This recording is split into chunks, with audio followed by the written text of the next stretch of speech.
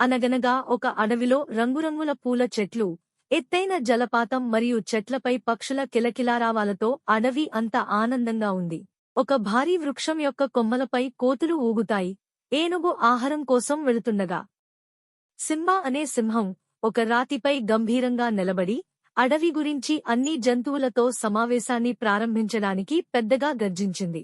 ఆ గర్జనకి అన్ని జంతువులు సింహం దగ్గర సమావేశానికి బయలుదేరి వచ్చాయి. జంతువులు వాటి నాయకుని చుట్టూ శ్రద్ధగా, అర్ధ వృత్తాకారంలో పెద్ద చెట్టు చుట్టూ అనే పులి నది మొత్తం బురదగా మారిందని చెప్పడానికి ముందుకు వచ్చింది. మీనా అనే కోతి కుళ్ళిన పండ్లు చూపించడానికి ముందుకు వచ్చింది. బెన్నీ అనే ఏనుగు నేలపై ఏర్పడ్డ గుంతలు మరియు వింత పాదముద్రల గురించి చెప్పడానికి ముందుకు వచ్చింది. ఈ విధంగా ఎప్పుడూ జరగలేదని, అడవిలో ఏదో జరుగుతుందని అన్ని ఆలోచనలో పడ్డాయి.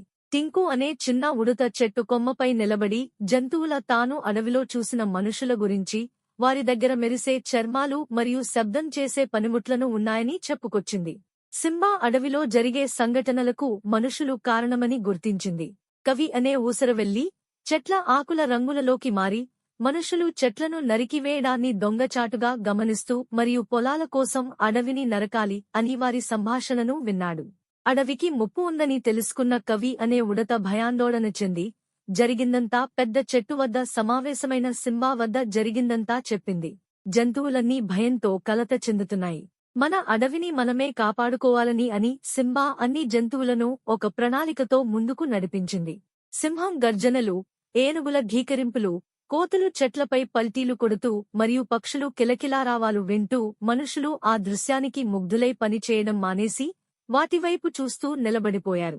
దయగల కళ్లతో ఒక యువతి అడవి విలువను గ్రహించి తన బృందాన్ని విడిచిపెట్టమని ఒప్పిస్తూ ముందుకు సాగింది. మనుషులు అడవిని విడిచిపెట్టడానికి ఒప్పుకుని చివరికి అడవిని వదిలి వెళ్లిపోతున్నారు. జంతువులు మరల అదే పెద్ద చెట్టు కింద మరోసారి సమావేశమై అడవి ప్రశాంతత గురించి మరల చర్చించుకున్నారు.